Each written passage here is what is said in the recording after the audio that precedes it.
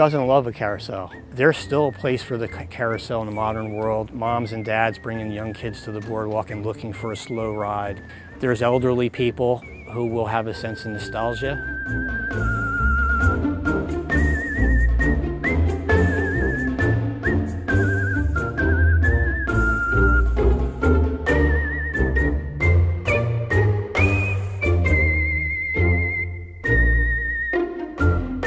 One thing I really think is important about carousels in general, and particularly this carousel now after the restoration, is they're a work of art.